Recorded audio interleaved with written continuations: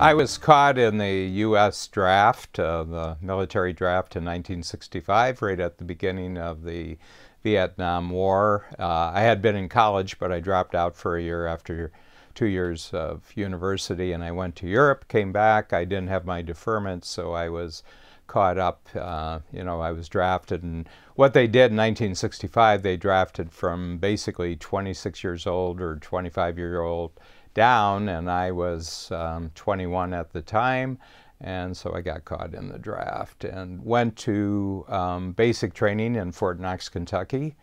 Very hot, July, August, September. Basic training in the Army. I mean, there's a little bit of, physical challenge to it, and you have to learn things like shooting and throwing grenades, and night exercise where you're under barbed wire and you're going through pools of water and they're shooting live machine gun shells over your head. So you have to have your wits about you. But most of all, it's just really, really boring. And the most boring day of the week was always Sunday, because you didn't have anything on Sunday. So it was the day that went the longest. And I grew up Catholic, and I was an altar boy for 8 years.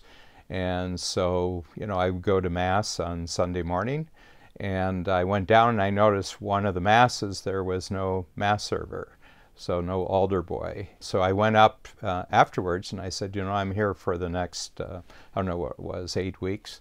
And I said, I'd be happy to, volunteer for Mass to serve. And the person I volunteered to wasn't the Catholic priest. He was a Protestant minister, but he was the commanding officer, colonel. And so I came the first week, and I served Mass, and then he met me. He had heard about me volunteering, and you have to remember that the first thing anyone tells you in the Army is never to volunteer for anything.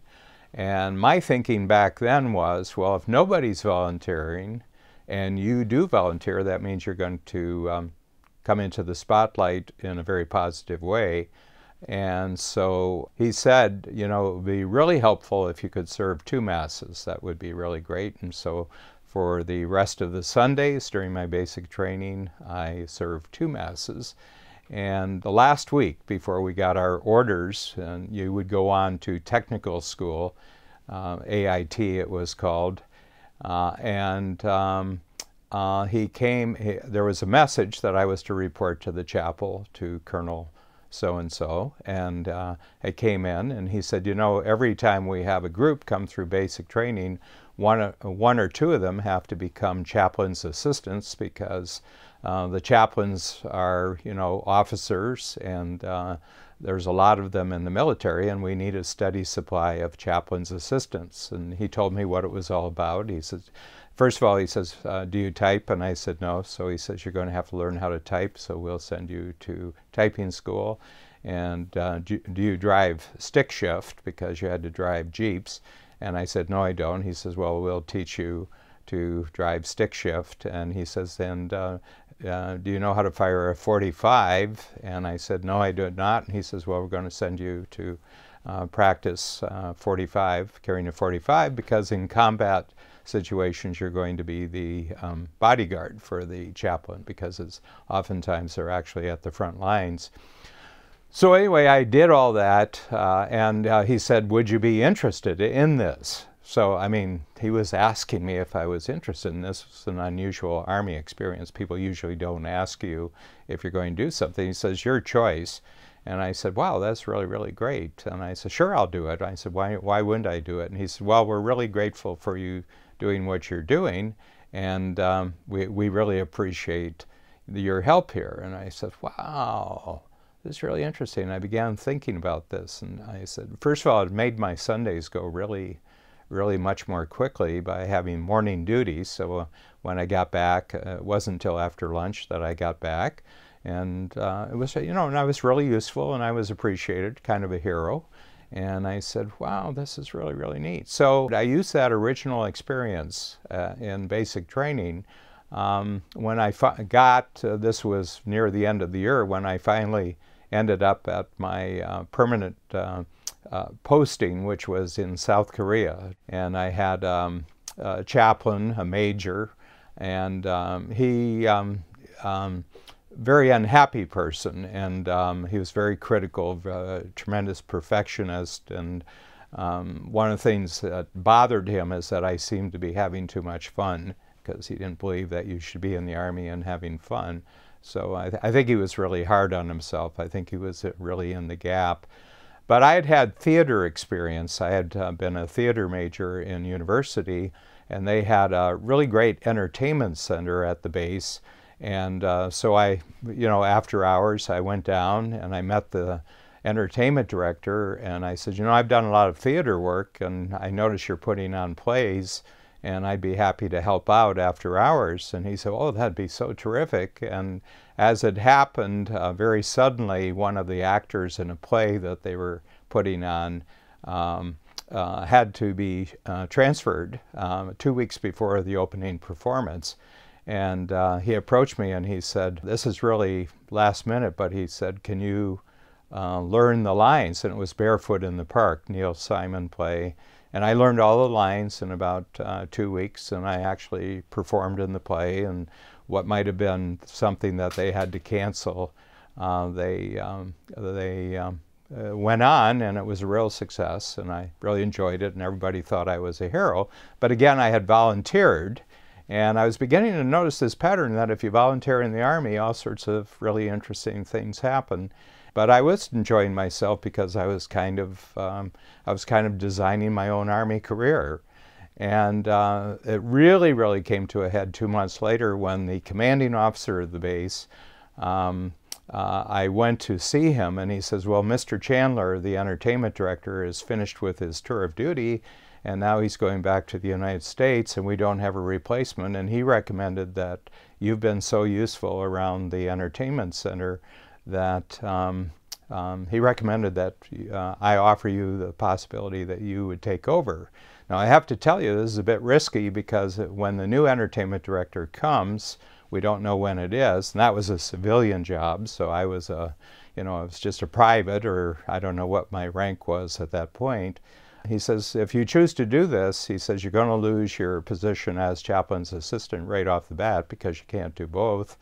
And if the new director comes, then you're going to be reassigned, and I can't guarantee you could be sent to Vietnam, you could be sent to a combat unit in Vietnam. And I said, sure, I'll volunteer. I said, why wouldn't I? I said, sounds really interesting. The chaplain was called in to the officers, and he said, we just want you to know we're reassigning your chaplain's assistant to entertainment director. And did he ever hit the roof? He was so angry at that. And, so I took a bit of an outrage session with him, but I was feeling really terrific about the fact that I was controlling my own fate in the Army. And so I took over, and it was 14 months of my Army career, and the civilian director never came. And so I was the entertainment coordinator. I wasn't the entertainment director, I was an entertainment coordinator, but all the duties that he had were now mine, and I organized the USO shows when they came through, and we organized local bands, and I produced and directed 5 plays. And from the moment that I took over that position, I didn't have to wear a uniform, I didn't have to live in the barracks, I wore civilian clothes, and I had rights to the officers' club because I had to be seen after the entertainment needs of the officers and the NCOs. I had a Jeep of my own. In some situations I had a helicopter. I had 6 Korean civilians who worked for me, and I just had a wonderful military career. As a matter of fact, when I got to the end of it, I was enjoying it so much I was almost a little bit sad that I had to leave the service. But I wasn't going to re-up. So, I wanted to get back to civilian life, so I did. But what it really told me is 2 things about this. When somebody gives you advice that you never want to do this, nobody does this, the first thing you have to understand is that nobody does this.